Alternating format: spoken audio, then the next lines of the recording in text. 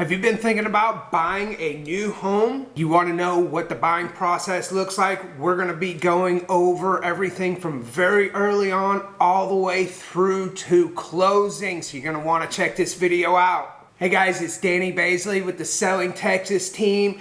We're going to go through and talk about what it looks like if you're even starting to think about buying a new home. You know, this is something we want to get started very early on. Even when you're just thinking about buying a house, think about this. You have a special event and you want to buy a new, expensive, amazing outfit.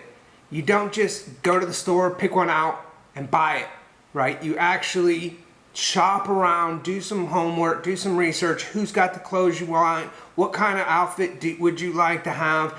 Then you actually go to the stores, you pick out a few different ones, you take them into the dressing room, and you finally pick an outfit.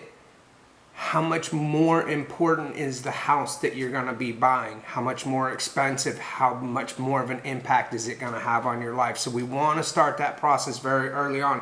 And how we do that is really, we do start looking at some houses online, but also getting with somebody like me who can help you talk about, you know, what lifestyle, like where do you work? What kind of commute do you want to have? What do you and your family do for recreation? What's going to be in those areas? Then we talk about what, style of house, how big a house, how many bedrooms, bathrooms. From there, we can start determining some areas. We start to look in those areas for the houses that are going to fit for you. From there, we then start to see what are the price ranges for those houses. Now's a perfect time to get with a lender. I know a lot of people get concerned about that, but again, I've never seen anybody turned down because they got an application, filled out an application with a lender. But by doing that very early on, we can find out what your monthly payment is going to be, what you actually qualify for. You could qualify for $1 million and decide, I don't want those payments, but we need to understand those numbers very early on. We take those information, right, the types of houses, types of neighborhoods, and what the financing looks like. We put all that together. Then we're able to focus our internet search on exactly that. Based on that, then we get a couple that you actually want to go see. We do some window shopping.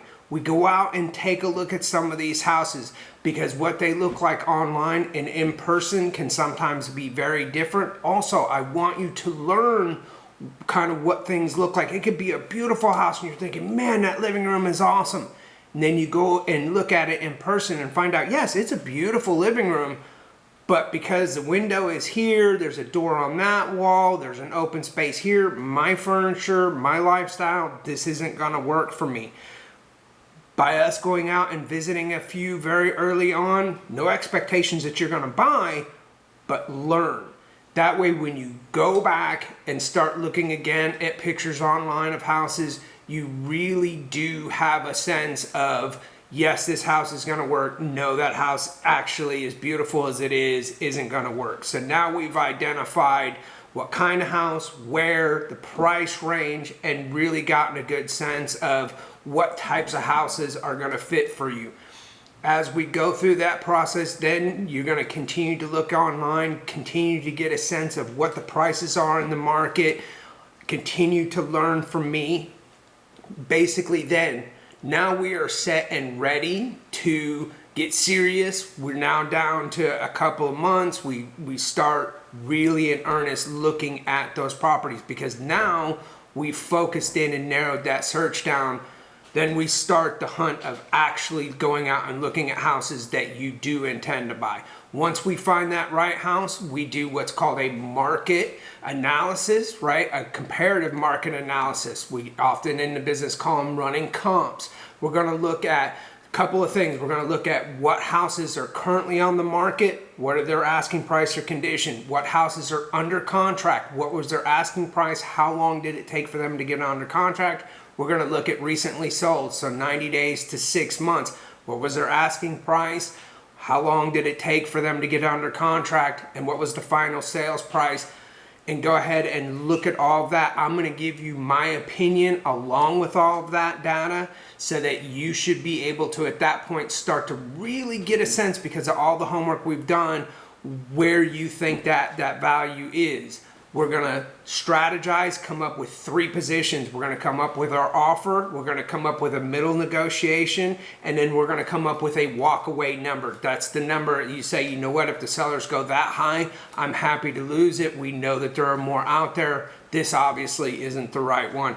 By having those 3 positions ready to go before we even get started allows us to negotiate from a position of power with clarity, and it really does help you make sure that we do the negotiations without emotions, because buying a new home is super emotional. So we really want to have that strategy session. Once we do that, I'm going to write that contract up. We're going to get together, we're going to go over that contract, because not only is there the the price, but we have option money, earnest money, when are we closing, all the terms and conditions, and I really want to make sure that you understand all of that.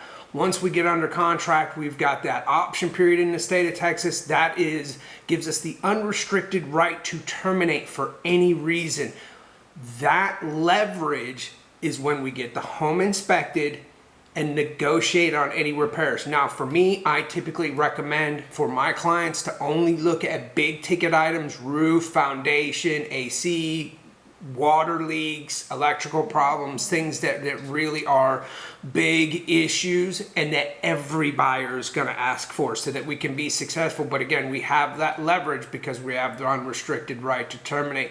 Once we get through that, the appraiser is going to come out, make sure that it does meet what we are borrowing, so that protects the bank as well as you. Once that happens, there is a little bit of a lull in activity on the real estate side. That gives you time to start packing up your life, preparing for your move, getting utilities all set, getting kids registered in school and such like that. Then we actually go to closing. Now, we have closing is the buyers, you guys sit down, the sellers sit down at different times on that same day.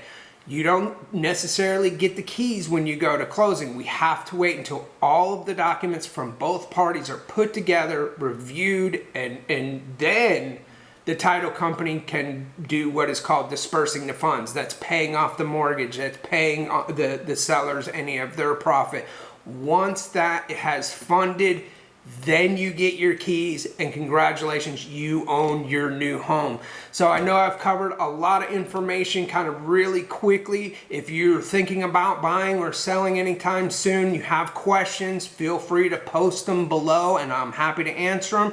Or even better yet, send me an email if you want to have a little bit more of a discussion, so that we can find exactly where you're at and start the process very early on. In the links in the description below, you can schedule a phone call or even a Zoom meeting. Let's get together 15-30 minutes and get this process started. Again, if you found some value here, definitely give us a thumbs up, and we're going to continue to bring you great information. So subscribe to the channel. Again, this is Danny with Selling Texas Team. Look forward to talking to you again soon.